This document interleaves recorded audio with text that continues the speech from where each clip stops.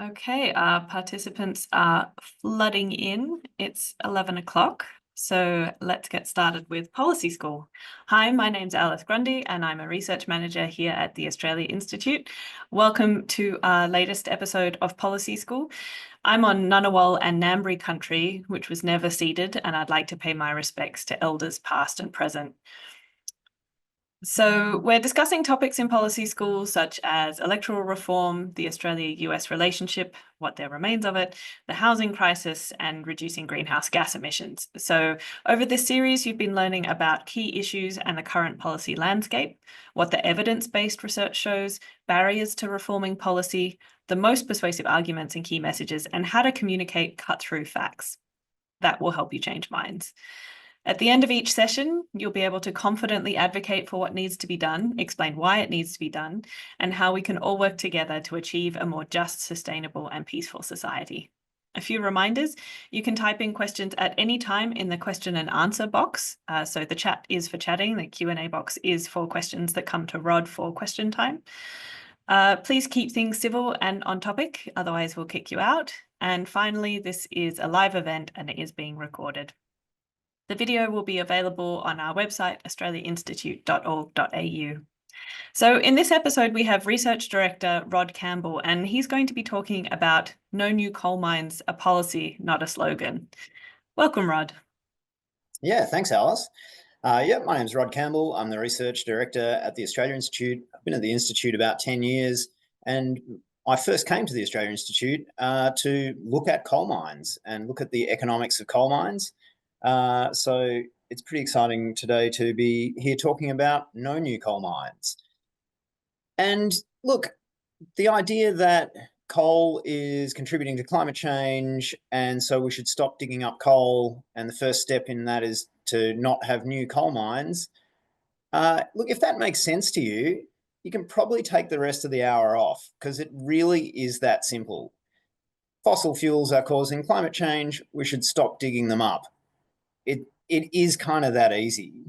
There are a few details to go into, but you know, if you're good with that, I recommend going and making a cup of tea for the near future.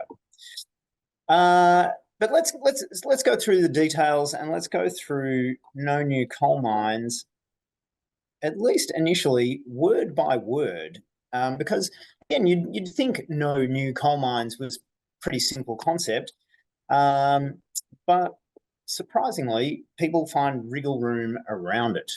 So I'm assuming that I'm sharing and everything's going okay there. Yep, all good.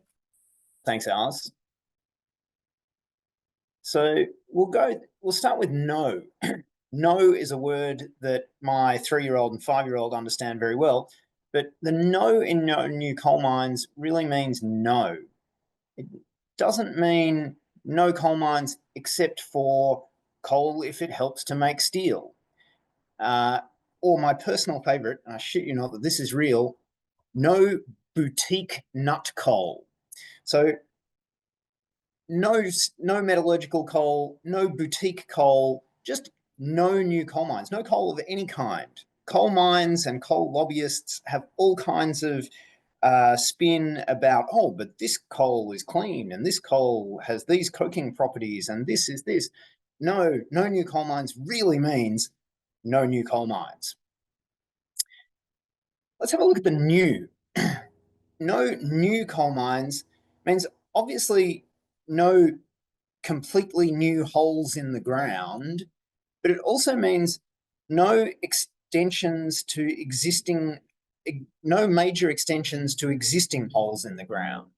So most coal mines, as we're going to talk about a fair bit, have approvals to operate for really quite a long time. Not approving the expansion of existing holes is also part of a no new coal mines policy. The climate, another thing you'll hear a bit today, the climate doesn't care. The climate does not care if the coal comes out of a completely new hole or an expansion to an existing hole. The problem for the climate is the same.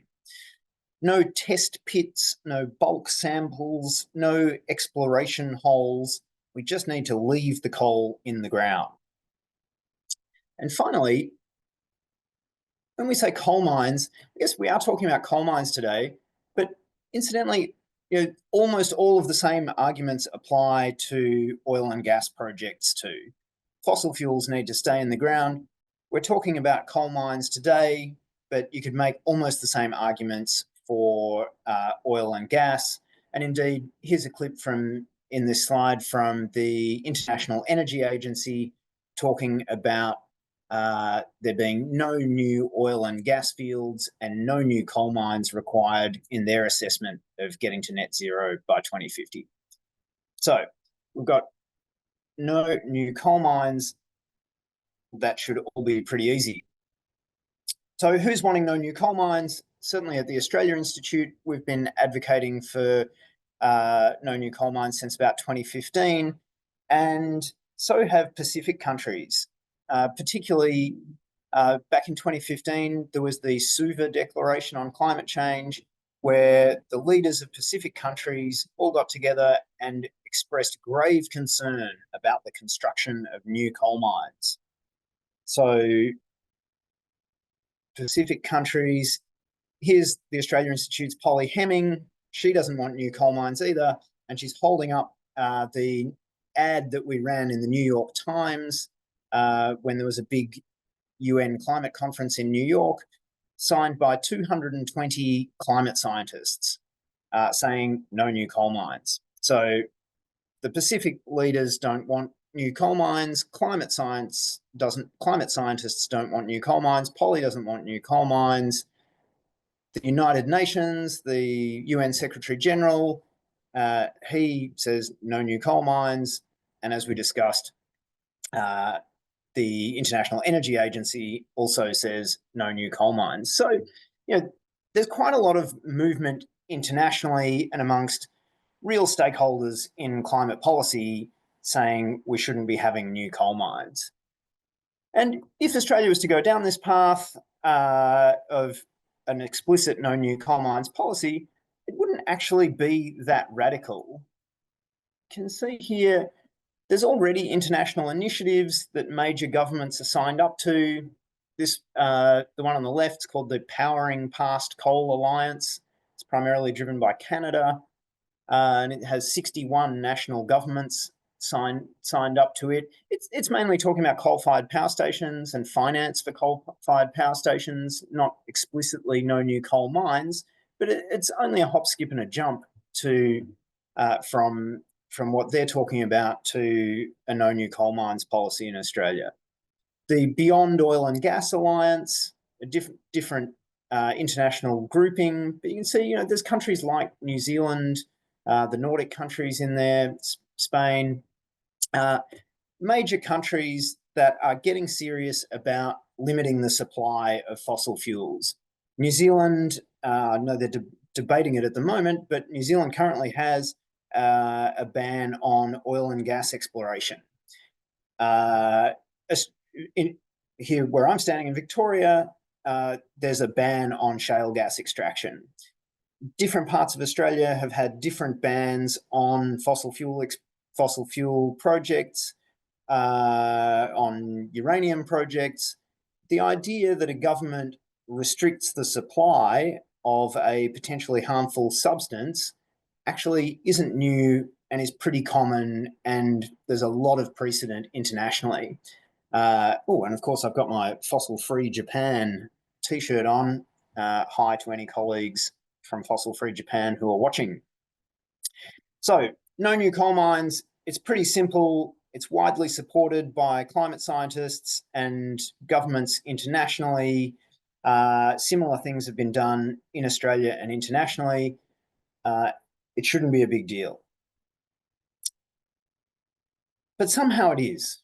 Somehow it is difficult in Australia. So why is this important in Australia? Why is no new coal mines a thing in Australia? Well, because Australia is the third largest fossil fuel exporter in the world.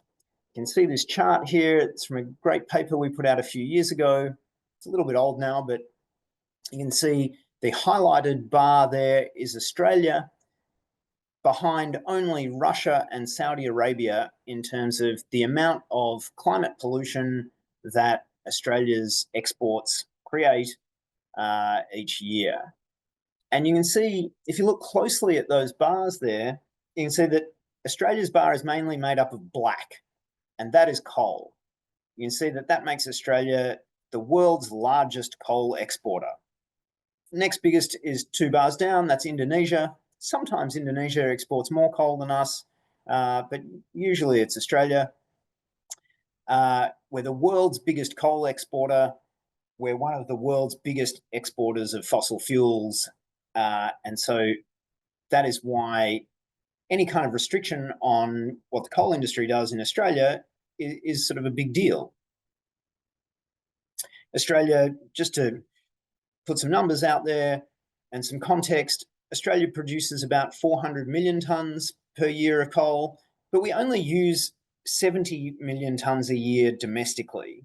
So the vast majority of the coal that's produced in Australia goes to export to Japan, Korea, Taiwan, and China, and a bit to Southeast Asia.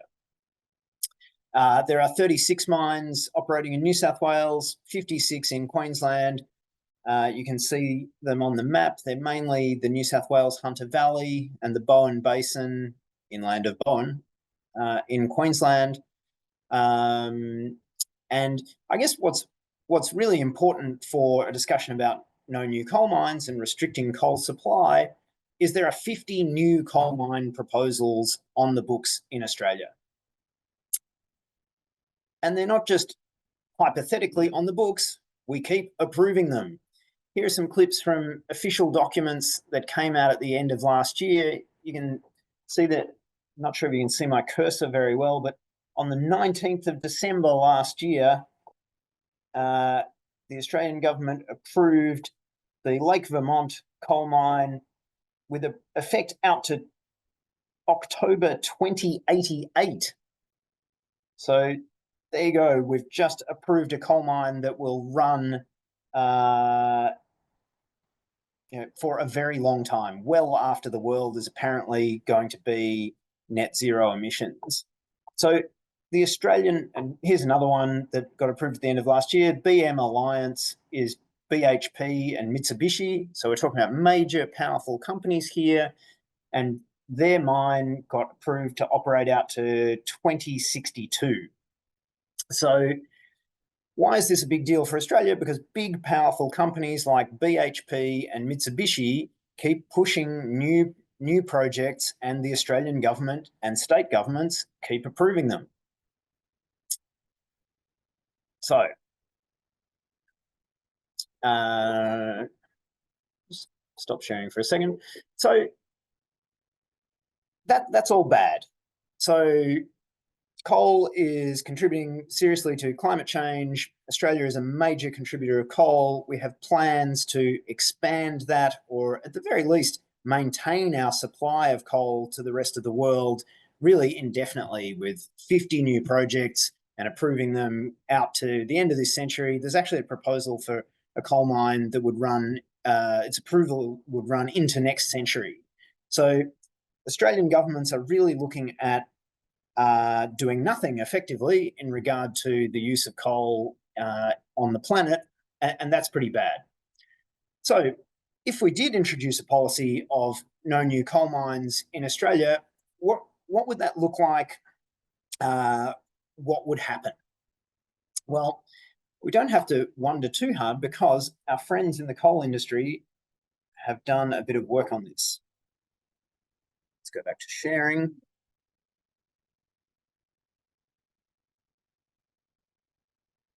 I need to double click there, I think.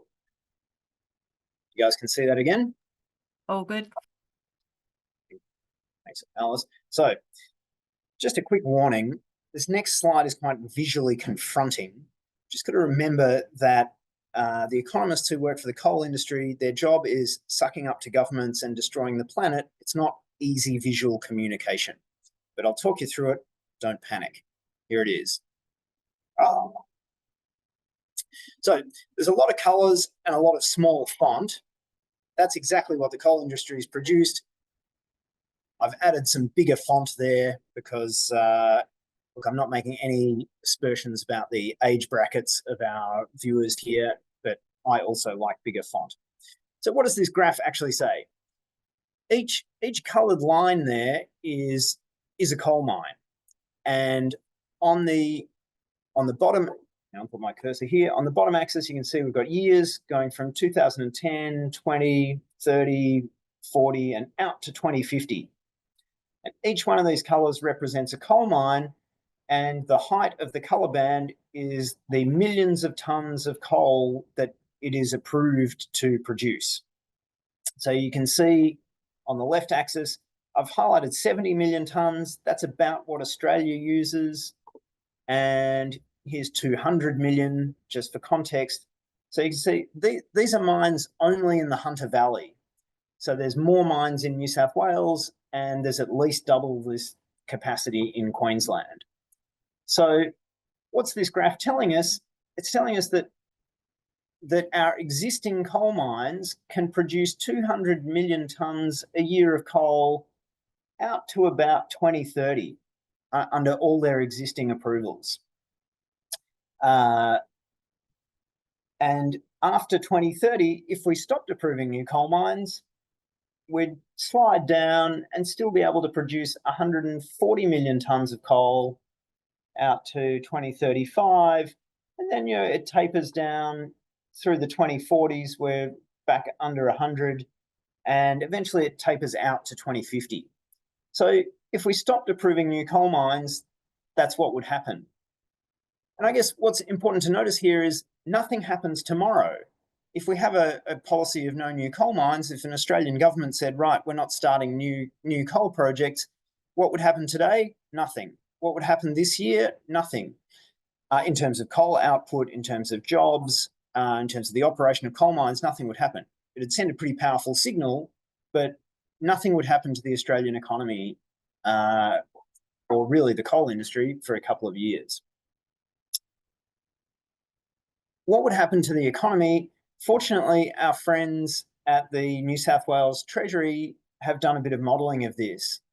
You can see here is a chart, and look at the green line. Again, we've got years on the bottom. It's quite similar to the earlier chart in terms of we've got years on the bottom out to a bit past 2050, and we've got millions of tonnes of New South Wales coal production on the left. The green line is a scenario that the New South Wales Treasury has described as lower global coal demand. So they're not modelling explicitly a policy of no new coal mines, but the result of the lower international demand is giving us a pretty similar phase out, actually a little bit earlier than what no new coal mines would look like. And so, according to New South Wales Treasury, what happens to the New South Wales economy under a phase out of coal? Let's have a look. I've highlighted it. The lower global coal demand scenario, in which coal production in New South Wales ceases after 2042, sees GSP being 0.9% lower than their reference case until 2041 and 0.6% lower in 2061. So that's a less than 1% difference to the New South Wales economy. And for context, when treasuries and similar departments estimate the gross state product of a state or the gross domestic product of Australia, they're routinely out by a couple of percent and nobody bats an eyelid. So here what they're saying is a phase out of coal production in New South Wales would be rounding error to the New South Wales economy. Pretty similar results for fiscal impact. So the impact on the New South Wales budget. Will this impact New South Wales' ability to put nurses in hospitals and teachers in schools? I've highlighted it down the bottom. Under this scenario, the fiscal gap, can talk about what that actually means, but essentially they're talking about the New South Wales budget. The difference is projected to be 0.1% compared to their reference case. So according to New South Wales Treasury, phasing out coal in New South Wales, one of the largest coal producing states in the world, would produce rounding error difference to their economy and budget. And if that seems counterintuitive, it's because, how can that be? Isn't the coal industry enormous? Well, it's enormous in terms of propaganda, and it's enormous in terms of its revenues, but most of that revenue goes to foreign-owned mining companies, and very little of it goes to the Australian community. And most mining is done with great big trucks and big diggers, doesn't actually employ very many people. So bottom line, you can have a no new coal mines policy that, according to New South Wales Treasury, makes practically no difference to the New South Wales economy. And the same thing could be said in Queensland or Australia overall. So we've established that a no new coal mines policy is possible and economically pretty benign. So why is a no new coal mines policy good climate policy? That's what we're here about. We're here because coal causes climate change. So why is no new coal mines good climate policy? Well, like we said right at the top, it keeps it in the ground, not in the atmosphere. It's pretty much that simple. But my colleague Richard Dennis wrote a great paper with another great guy, Fergus Green, in the London School of Economics journal, talking about policies that restrict supply of fossil fuels. So supply side policies, like saying, let's keep coal in the ground, not supplying it to the market. And Fergus and Richard summarised a whole bunch of reasons why no new coal mines or similar policies are basically good climate policy. The first one is they're simple. Like I said right at the top, if you don't have a problem with the idea that coal should stay in the ground because climate change, you probably understand that this is pretty simple. But I guess what they're talking about is, relative to a policy like Australia's safeguard mechanism that tries to reduce the demand for fossil fuels, it's much simpler. So the safeguard mechanism requires a whole team of analysts in companies and in government and in regulators to assess companies' demands for fossil fuel, the emissions that they're likely to create, estimate that baseline emissions out into the future, estimate how that should then decline. If they're not going to decline well enough, then we need the entire carbon offsets industry to try and offset some of those problems. That involves a whole lot more companies, a whole lot more regulators. And, as we've said many times here at the Australian Institute, offsets are basically dodgy from a philosophical point of view and practically. So a system that is involved in a lot of monitoring, a lot of offsetting, and a lot of financial and emissions accounting manipulation involves hordes of people and administration. Just saying we're not going to have new coal mines involves almost nobody. It's really simple to do, and it provides high certainty for what's going to happen. The next point that Richard and Fergus make is that having no new coal mines, we're economists. Basically, if you're saying we're going to supply a bit less fossil fuel in the future, and here's how we're going to do it, all else being equal, that increases the price of fossil fuels or coal, and all else being equal, you'd expect people to use less of it. If something's more expensive or going to be more expensive in the future, then people buy less of it. Pretty basic economics. But keep that in mind, because we'll come back to that, I suspect, shortly. It also avoids infrastructure lock-in. So coal doesn't just magic its way out of the ground and to Japanese power stations. You have to build a railway line to the mine, and you need to build a port at the end of the railway line. These all cost money. They all require a lot of planning. And if you've spent $100 million building a an expansion to your coal railway, you really want that coal to come out of the ground, because otherwise your railway is just going to sit there. So having a clear policy early on saying to investors and governments, we're not going to be building new coal mines, allows people to plan infrastructure in a way that isn't wasteful. I guess a key point of Richard's and Fergus's is that a no new coal mines policy is good climate policy because it's actually politically a lot easier. That might sound strange in Australia, where mining companies are really powerful, but it's an easier sell to the punters for a whole lot of reasons. People understand it. It's pretty easy to explain to somebody coal's causing climate change. We shouldn't have new coal mines. Most people get that. Almost nobody understands emissions trading, carbon taxes, the safeguard mechanism. It also means that some of the responsibility and action on climate change is suddenly being imposed on the companies that are causing it, coal companies. No, guys, you're going to have to stop digging that up. You're not asking the punters to stop driving your car or buy a carbon offset for your flight. It's not putting the onus for climate action on individuals. It's putting it on the companies that are causing the problem. As we've discussed, most coal in Australia is exported, and there's actually pretty limited public support for long-term coal exports. The idea that Australia should keep fueling climate change because there's a bunch of power companies in Tokyo that invested in coal-fired power stations, not many Australian voters care about that. And lastly, but actually pretty importantly, a policy of no new coal mines benefits existing coal mines. Say it again, if we stop creating new coal mines, then existing coal mines get a benefit out of that. I thought I had a slide on it. Yeah, I do.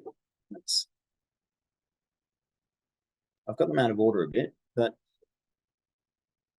if that seems odd, here's Glencore, one of the biggest coal companies in the world, a few years back, really talking about why the government shouldn't be subsidising new coal mines. But the argument's the same. Here's Glencore saying bringing on additional tonnes of coal supply increases the risk to existing coal operations. So this was around the time where governments were looking at subsidising Adani into being a very big mine and a lot of other big mines in the Galilee Basin. But the principle is the same. Existing coal mines, as we've said, reducing supply of coal increases the price of coal, and increased price of coal is good for existing coal mines. It's good for workers in existing coal mines. It's good for the owners of existing coal mines. So a fairly large chunk of the coal industry should be able to get behind this policy. And lastly, it's diplomatically beneficial. No new coal mines policy would send a huge message diplomatically that Australia is serious about climate change, and we support all those Pacific countries that have been calling for this for 10 years. So we'll go past Glencore. So who doesn't want no new coal mines? Oh, look, it's Australia's climate minister. No new coal or gas is a slogan, not a policy, says Chris Bowen. And Peter Dutton just promises the coal industry that he'll be its best friend should we be silly enough to make him Prime Minister. So they don't want no new coal mines. And why? Well, basically because the major parties are, of course, under the sway of the mining lobby. And so what do they have to say when pushed on this? There's a few basic arguments that get made against no new coal mines. Oh, the lights will go out. You want to end coal tomorrow. The sun doesn't always shine, the wind doesn't always blow. This is a complete straw man argument. It gets wheeled out surprisingly often. But of course, as we've just seen, Australia already has, New South Wales alone, the Hunter Valley alone, has enough coal capacity approved to produce the amount of coal Australia needs out deep into the 2030s nothing's happening tomorrow, no lights are going out. There's usually some kind of talk about jobs. Coal employment is less than 1% of the Australian workforce. And at a time where the mining industry is trying to get a lot of people to switch into different kinds of mining, this is really not an issue. That New South Wales Treasury analysis goes into just how small the difference in jobs would be. We'll lose so much money, as we saw with the New South Wales Treasury analysis. There's really not a lot of public money gained from coal, and certainly not from a gradual phase out. It won't make a difference to Australia's emissions. I think that's kind of the crux of the Bowen criticism of it. It's a slogan, not a policy, because it's about planning for the future. It's about sending a signal that we're leaving coal in the ground in the future. He's right that it wouldn't make much of a difference to Australia's emissions tomorrow, but it's really about planning for the future and easing that transition to a more climate-friendly future. My personal favourite is, if we don't dig it up, someone else will. We'll talk about that. And the world needs steel. How are we going for time? Better than I expected for time. So got a few moments to go into this. If we don't dig it up, someone else will. Now, on the surface, this is kind of an appealing argument because, of course, there's a lot of coal mines in the world, and if we don't allow a new one, then there's a lot of, as we've seen, a lot of coal mines can supply that coal. But that doesn't mean that all coal mines should be approved. And in fact, as we've discussed, Economics 101 points out that if you restrict the supply of something, you're going to increase the price. So if we don't dig it up, someone else will. Yeah, that's fine, but it will be sold for more and less will be consumed. But I think what's also interesting is that Australian courts and planning tribunals have slapped this down pretty hard when they get the chance. This is a transcript from the New South Wales planning. Oh, it's not a transcript. It's the statement of reasons from the New South Wales Independent Planning Commission's rejection of the Bylong coal project, where the owners, a Korean energy company, basically said that if you don't let us have this new coal mine, we'll just get it from somewhere else. And here's what the Independent Planning Commission said. They said, the Commission does not accept a gap in supply will be filled by another coal resource locally or overseas, as no evidence to support this argument was provided to the Commission. That's pretty harsh. Well, it's pretty like bang. Like they rocked up to the Commission and said, you need to give us this new coal mine, because if you don't, there'll just be an exactly the same other coal mine somewhere else. To which the Commission has just said, like, no, there won't. And there's no evidence for that. No one plans a coal mine based on what a coal mine in Bylong is doing. People plan coal mines relating to the coal price, what they think the coal price is going to do in the future.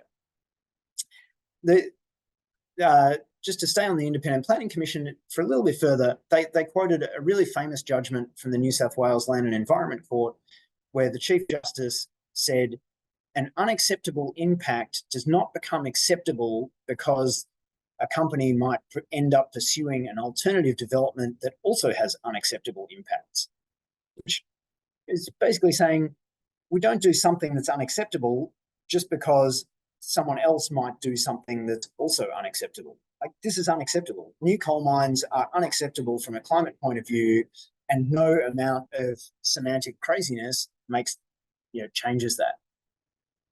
We can go back into this if people are interested. What about steel? Well, again, the climate doesn't care. Coal has to stay in the ground, and the climate's not going to change any differently if the coal is burnt to make electricity or if the coal is burnt in a steel making process. Secondly, we've already got so much metallurgical coal mine approved.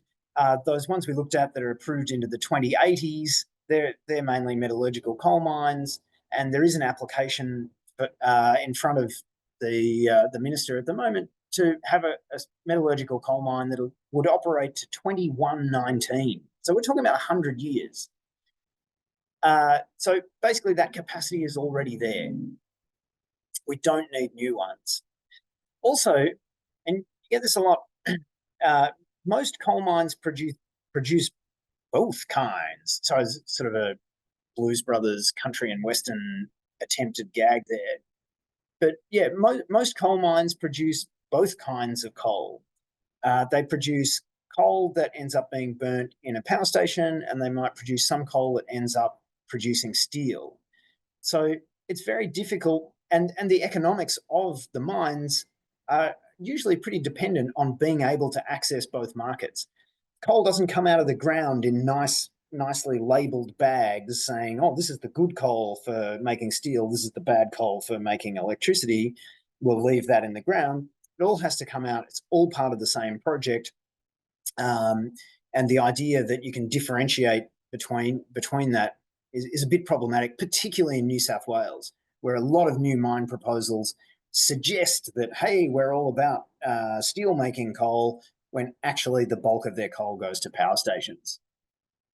But also, green steel is coming.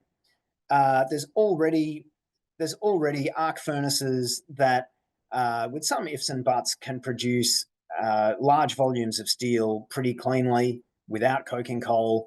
And being able to do it with hydrogen or other workarounds is coming. Nordic countries are already investing heavily in this. If you were a government that was serious about the emissions coming from steel, you'd be doing two things. You'd be firstly trying to reduce the demand for steel. You'd be trying to reduce the demand for cars, reduce the demand for it in structural applications. I don't see any Australian governments doing that. But you'd also be investing seriously in green steel, and I don't see Australian governments being particularly serious about that either. That might be another point of discussion. So where to from here? Well, no new coal mines is actually a pretty big deal in Australia, and you can tell from what the Environment Minister says. This was a tweet that Tanya Plibersek, the Environment Minister, put out late last year. She said, "What a difference a decade makes. In 2014, here was Tony Abbott and Peter Dutton approving new coal mines. Fast forward 10 years, and Labor had approved 0 new coal mines. Somehow, here's the Environment Minister trying to claim that she runs a no new coal mines government." This was, of course, complete nonsense. And look at the headlines. Plibersek in hot water over no new coal mines claims. Bizarre is an understatement. Tanya Plibersek boasts of no new coal mines on the same day she approved new coal mines. The argument here comes back to one of our very first slides where we talked about what does new mean, and Minister Plibersek is basically trying to say here that because she approved very large extensions to existing holes in the ground, that she hadn't approved a new coal mine. But the fact that she felt the need to claim that she'd approved no new coal mines really demonstrates that the government does feel pressure on this. Punters do get it. Australians do want actual action on climate change, and they don't want their governments pandering to the mining industry against the public interest. And that's where the opportunity comes in. That's where in the next parliament and following any new state election, that's where there's a real chance to push governments on this, because governments internationally are implementing similar policies, and certainly the Australian Environment Minister is feeling a lot of pressure over coal mine approvals, and there's plenty of potential in the next parliament to actually get a government and a parliament that acts on climate and looks at no new coal mines as a policy, not a slogan. We'll end it there and Excellent. do some questions. Thank you, Rod. We've got some great questions ready and waiting for you. The first one comes from Gavin Miller, who asks, why does the duopoly take policy direction from coal/gas/fossil fuel corporations? And could a good start in breaking this unhealthy nexus be to dump the duopoly at the next federal election? Look, I think that's a really fundamental question that Australians need to ask. Why is the mining industry so powerful in Australia? How is it able to dictate policy? I mean, we've seen in the last couple of years, or even in recent months, the mining industry basically torpedoing changes to environmental legislation that the government had promised. Anthony Albanese, who'd made such a big deal that he was a man who kept his promises no matter what, suddenly, backflipped because the mining industry didn't like it. Why are they so powerful? A lot of people point to, oh, well, they must be so economically important. No, they're not. We've got some research on this. Australian government revenue, it's only 5 cents in the dollar comes from the mining industry. Only 3 cents in the dollar is tax revenue. The other two is royalties. Australian services, the nurses in your hospitals, the teachers in your schools are not paid for by the mining industry. It's a couple of cents in the dollar. Political donations, yes, mining companies make political donations mainly to the major parties, and I'm sure they're important, but they're not nearly big enough to explain the ridiculous or the power of the mining industry over our decision-making processes. And I think it's actually sort of less sensational than that. I think it's the fact that the mining industry tends to employ loads of former politicians, loads of former bureaucrats. Look at it, Dominic Perrottet, Mark McGowan, the former premiers of Western Australia and New South Wales, now work for mining companies. The former Treasurer of Western Australia, Ben Wyatt, now works for a mining company. And so if you're an Australian decision maker, if you're an Australian politician or bureaucrat, you're surrounded by people who work for mining companies, and you like them. You wouldn't mind being one of them. So you're inclined to look happily at the mining industry. You can bet your bottom dollar that everyone in the Department of Industry in Canberra knows that the head of the Minerals Council, Tanya Constable, used to be a mid-ranking bureaucrat in the Department of Industry. And everybody looks at Tanya and thinks, if everyone in the Department of Industry, which has a lot to do with mining approvals and the power of the mining industry in Australia, every bureaucrat in the Department of Industry looks at the Minerals Council and thinks, if I play my cards right here, I could end up in a sweet gig like Tanya has. And so you've got an entire department, the mining industry pays the presumably very high salary of one former bureaucrat, but then every one of her former colleagues, an entire department, a couple of thousand people, looks at that and thinks, if I play nice to the mining industry, that's where I could end up. Mm-hmm. And so I think it's about those personal contacts and about the revolving door between the mining industry and politics and the bureaucracy. I think that's where the real power lies. Mm-hmm. So thanks, Gavin, and you and I can continue this on Twitter. Mm. There was a good piece a revealing piece perhaps in The Australian a few days ago with, quote, Labor luminary Joel Fitzgibbon has urged both Anthony Albanese and Peter Dutton to agree ahead of the election to endorse government for the major party that wins the most seats if there is a hung parliament, so that there won't be any deals with the independents, because obviously that would be a terrible thing for Australian democracy. But I'll leave it to viewers to look up where Fitzgibbon works these days. The other question I have that I think follows on a bit, and it gives you a chance to elaborate on something you were talking about in relation to jobs. So Mitch Hammett asks, how many people are employed in the fossil fuel industry today, and how many employed in supportive businesses? These people will need to transition into other employment roles. Yeah, absolutely. There's about 50,000 coal jobs, people involved in coal mining itself. And yeah, in terms of the workforce in either Queensland or New South Wales, it's a fraction of 1%. It's pretty significant in somewhere like Singleton. I think it's over 20-25% there. And some of those Bowen Basin towns as well. I'm sure it's pretty high. Um, and that's why a no new coal mines policy is so useful and so helpful for transitioning places like that, because you've got a long lead time. Everyone can see years ahead. This is how many jobs there will be. You can start retraining younger people.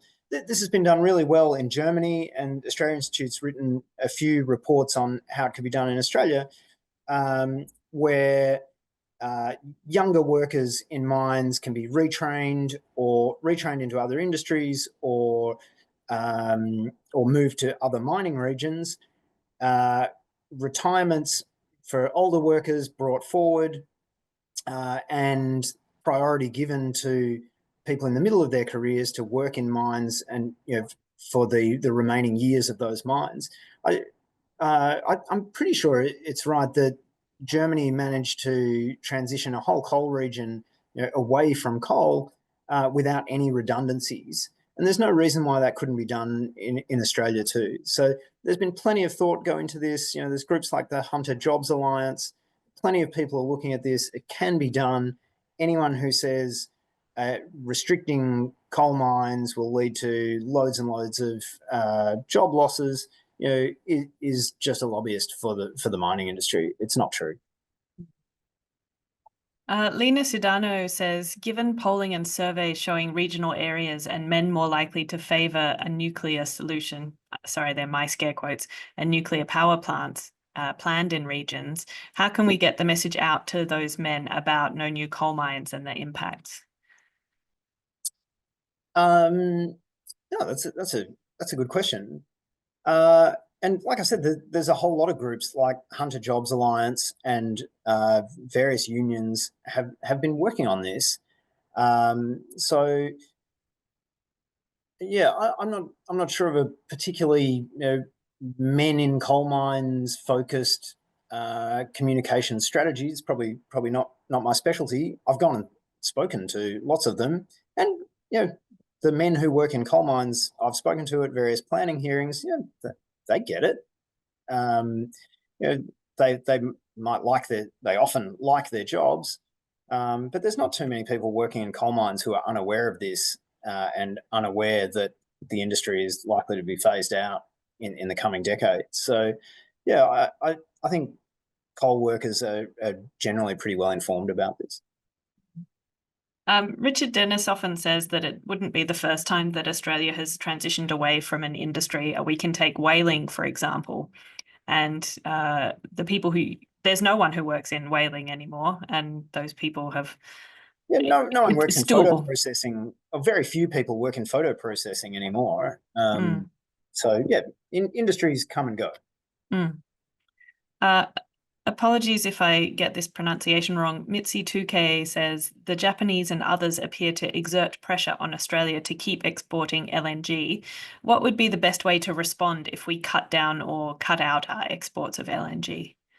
Oh, and that's a really astute observation, and I think Japanese in the Japanese. I think the first thing to note is Japan is a climate bad guy. Japan has backed the wrong horse on a bunch of different technologies. It went hard on hydrogen and left solar panels. I'm simplifying here, but basically, Japan decided to leave renewables to China, and they would focus on hydrogen. And well, how well has that turned out? Not well at all. Um, Japan's a climate bad guy because its gas and coal corporations are very powerful and very influential on the Japanese government. And Japan is a democracy that's had the one party in government for all except 3 years since the Second World War. So, yeah, I've got a lot to say on Japan. But in brief, Japan is a climate bad guy, and Japan's influence on Australian climate policy is enormous. Um, you, you need only to look at the LNG industry and where Japan's ambassador and the CEO of Japanese gas corporations see fit to weigh into Australian politics, even at a state level. Discussion of the former Japanese ambassador would weigh into debates around coal royalties in Queensland, and fairly and squarely the Queensland government's business. Imagine if China or just about any other country tried that on. It'd be outrage from wall to wall, yet we accept it from Japan. And I think it's part of because Japan is so embedded in the Australian mining industry, and all of those reasons we just discussed. Why is the mining industry so powerful in Australia? Because it's so integrated into our political and bureaucratic class. The same thing can be said for Japan because so many mining companies are Japanese and so many gas companies are Japanese. They're really integrated into decision making in Australia, and they're not shy about weighing into Australian politics, sometimes pretty crudely. So I feel like I'm ranting and maybe not answering the question. I think you got a fair bit of the way, but I also think, given we have so many questions, we'll keep moving. There's a question here from Michelle Smith saying, what could a legislative mechanism be for an NNCM? Maybe a climate trigger in federal nature law. Do you have thoughts? Yeah. There's any number of ways you could do it. I think a climate trigger would be fine. I don't have a legal background or any background in legislation writing, but yeah, I think a climate trigger would work. You could probably extend the water trigger. You could use export restrictions like we have on uranium to apply to coal. There's our former colleague Matt Ryan has written a little bit about this on our website with more knowledge than I have. But yeah, definitely climate trigger, water trigger, or export restrictions could do it pretty well, I think. There's a question from Keith Edwards saying green steel is required. Is the fact that it isn't yet being produced because it's too expensive? If so, what could be done to fix that, and how long would it take? And what is the coal policy required to support that? Yeah, that's a good question. Yeah, green steel is expensive, and what doesn't help is expanding and subsidizing its competitors, which is coal-based steel. Green steel is at a fundamental disadvantage when we're not pricing in the inputs of coal-based steel, and when the coal industry receives a cool $1 billion a year subsidy via the fuel tax credit scheme. So, yeah, we could and should be subsidizing green steel. I think there's. I haven't looked at it recently, but the Swedish government has been doing amazing work in promoting industrial areas in the north of Sweden, promoting it as a place that people should want to move to, not just from Sweden, but internationally, where they've got really cheap renewable electricity from wind and hydro. So, yeah, they've taken a really interesting regional development approach to developing a green steel industry in the north of Sweden, not just, oh, let's set up a fund and the interest from that fund can pay some subsidies to some of our mates, which is more the Australian approach. I think Sweden's done a really good job of supporting industry and supporting communities around that industry. I haven't seen how it's been going for a year or two. But so, yeah, there's plenty we could be doing to promote and help green steel and to reduce the advantages that dirty steel has over it. Because we've got so many questions, I'm going to see if I can combine two here. Kerry Gill asks, how does government revenue from fossil fuels compare to the subsidies being paid from taxpayer funds to prop up the industry? And Sue G asks, why is the Australian government subsidising overseas companies to dig up fossil fuels? So how do they compare? So our annual fossil fuel subsidy report will be updated soon. Last year's number was $14.5 billion. So how does that compare to revenues from the industry? It's smaller. Definitely overall tax take from coal, overall tax take and royalties from it's a little bit hard to say because you get into mining versus fossil fuel. I think it's a little bit smaller. There's definitely more money comes from royalties and tax than various subsidies, and it's a little bit apples and oranges comparison in some ways, which is a bit unsatisfying, but same ballpark.